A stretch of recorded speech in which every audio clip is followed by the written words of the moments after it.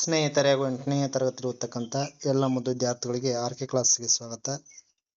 ಈ ತರಗತಿಯಲ್ಲಿ 8ನೇ ತರಗತಿಯ ಗಣಿತ ಪ್ರಕಾಶದ ಘಟಕವಾದಂತಹ ಚತುರ್ಭುಜಗಳು ಕ್ವಾಡ್ರಿಲೇಟರಲ್ಸ್ ಈ ಘಟಕಕ್ಕೆ ಸಂಬಂಧಿಸಿದಂತೆ ಅಭ್ಯಾಸದ ಮಧ್ಯದಲ್ಲಿ ಬರ್ತಕ್ಕಂಥ ಮತ್ತು ಅಭ್ಯಾಸದ ಪ್ರಶ್ನೋತ್ತರಗಳನ್ನ ಈ ಒಂದು ತರಗತಿಯಲ್ಲಿ ಅಧ್ಯಯನವನ್ನು ಮಾಡೋಣ. ಸ್ನೇಹಿತರೆ, ಇದುವರೆಗೆ ತಾವು ನನ್ನ ಚಾನಲ್ಗೆ ಸಬ್ಸ್ಕ್ರೈಬ್ ಆಗದೇ ಇದ್ರೆ ಸಬ್ಸ್ಕ್ರೈಬ್ ಆಗಿ, ಲೈಕ್ ಮಾಡಿ, ಫ್ರೆಂಡ್ಸ್ಗೆ ಶೇರ್ ಮಾಡಿ.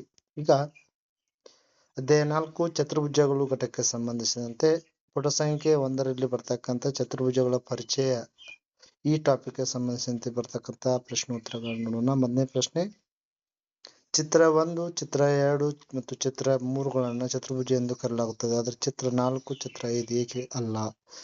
ಈ ಪ್ರಶ್ನೆಗೆ ವಿದ್ಯಾರ್ಥಿಗಳು ಮಾಡಬೇಕಂದ್ರೆ ಪುಸ್ತಕದಲ್ಲಿ ಇರ್ತಕ್ಕಂಥ ಚಿತ್ರಗಳನ್ನು ನೋಡ್ಕೊಳ್ಬೇಕಾಗ್ತದ.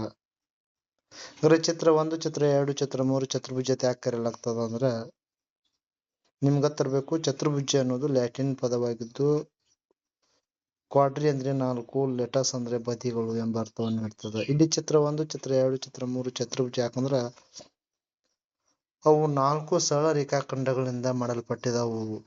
ಅದರ ಚತುರ್ಭುಜ 4 ಚತುರ್ಭುಜ ಅಲ್ಲ, ಯಾಕಂದ್ರೆ ಒಂದೇ ಬದಿ ವಕ್ರರೇಖೆ ಅದ, ವಕ್ರರೇಖೆ ಇರಬಾರ್ದು. ಚಿತ್ರ 5 ಚತುರ್ಭುಜ ಅಲ್ಲ, ಯಾಕಂದ್ರೆ ಇದು 4ಕ್ಕಿಂತ ಹೆಚ್ಚು ಬಾಹುಗಳನ್ನು ಹೊಂದಿದೆ, ಅದರಿಂದ ಇದು ಸಹ ಚತುರ್ಭುಜ ಅಲ್ಲ.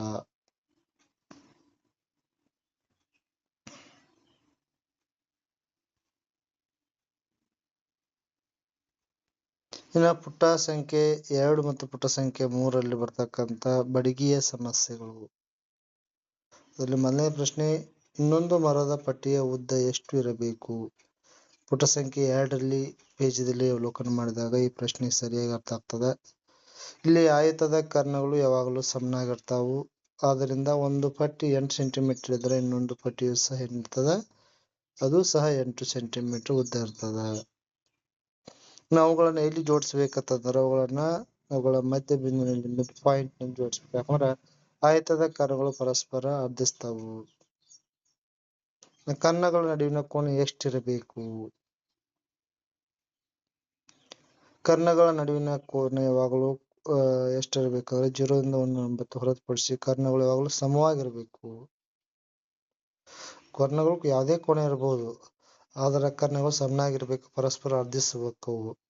ಅದು ಯಾವಾಗಲೂ ಆಯತವೇ ಆಗಿರ್ಬೇಕಾಗ್ತದ. ಇನ್ನ ಪುಟ ಸಂಖ್ಯೆ 4ರಲ್ಲಿ ಬರ್ತಕ್ಕಂಥ ಸಮರೂಪತೆಯ ಪರೀಕ್ಷೆಗೆ ಸಂಬಂಧಿಸಿದಂತ ಪ್ರಶ್ನೆಗಳು. ಕೆಳಗಿನ ಅಂಶಗಳನ್ನ ಬಳಸಿ ತ್ರಿಭುಜ AOD ಸಮರೂಪತೆ ತ್ರಿಭುಜ COB ಎಂದು ಸಾಧಿಸಬಹುದೇ? ಇಲ್ಲಿ ದತ್ತಾಂಶ AO CO ಕೊಟ್ಟಿದರು, ಕೋನ AOB ಕೋನ COD. ಯಾಕಂದ್ರೆ ಸಮರೂಪ ತ್ರಿಭುಜದ ಗುಣಲಕ್ಷಣದ ಪ್ರಕಾರ AD CB ಆಗ್ತದ. ಇಲ್ಲಿ ಆಯತ ABCD ಯಲ್ಲಿ ಚಿತ್ರವನ್ನು ಪುಸ್ತಕದಲ್ಲಿ ಇರತಕ್ಕಂಥ ಚಿತ್ರವನ್ನು ನೋಡ್ರಿ. ಆಯತ ABCD ಯಲ್ಲಿ ಕರ್ಣಗಳು ಪರಸ್ಪರ ಅರ್ಧಿಸೋದ್ರಿಂದ ಮತ್ತು ಶೃಂಗಾಂಶ ಕೋನಗಳು ಸಮನಾಗಿರುವುದರಿಂದ ಬಾಕೋಬಾ ಸಿದ್ಧಾಂತದ ಪ್ರಕಾರ ಇವು ಸರ್ವಸಮ ತ್ರಿಕೋನಗಳಾಗ್ತಾವು.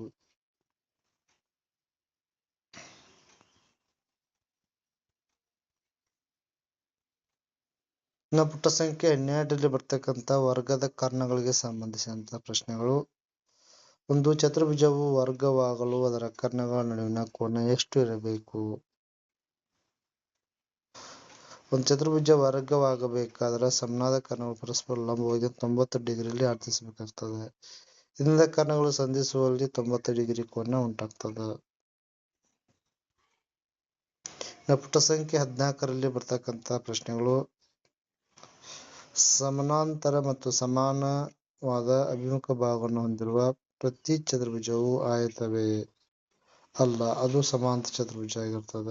ಅದರ ಕೋನಗಳು 90 ಡಿಗ್ರಿ ಇದ್ರೆ ಮಾತ್ರ ಅದು ಆಯತವಾಗ್ತದ.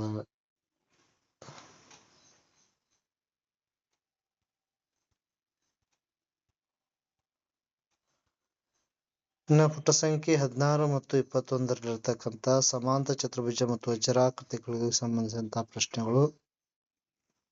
ಚಿತ್ರವನ್ನು ನೋಡ್ರಿ. ಪುಟ ಸಂಖ್ಯೆ 16ರಲ್ಲಿರ್ತಕ್ಕಂಥ ಚಿತ್ರ. ಪಕ್ಕದ ಬಾಹುಗಳು 4 ಸೆಂಟಿಮೀಟರ್ ಮತ್ತು 5 ಸೆಂಟಿಮೀಟರ್ ಮತ್ತು ಒಂದು ಕೋನ 30 ಡಿಗ್ರಿ ಇರುವ ಸಮಾಂತರ ಚತುರ್ಭುಜದ ಉಳಿದ ಅಳತೆಗಳು ಎಷ್ಟು?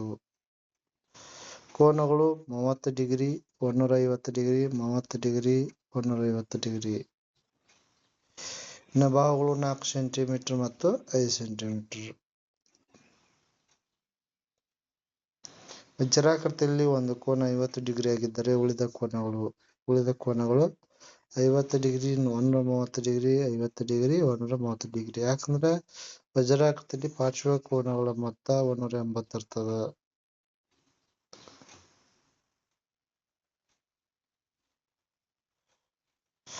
ಇಷ್ಟು ಈವರೆಗೆ ಸಂಬಂಧಿಸಿರ್ತಕ್ಕಂಥ ಮಧ್ಯದ ಪ್ರಶ್ನೆಗಳು. ವಿದ್ಯಾರ್ಥಿಗಳಿಗೆ ಏನಾದರೂ ಗೊಂದಲವಿದ್ದರೆ ನನ್ನ ಚಾನಲ್ ಶೇರ್ ಮಾಡಿ, ಕಮೆಂಟ್ ಮಾಡಿ ಅಂತ ಹೇಳ್ತಾ ಥ್ಯಾಂಕ್ ಯು.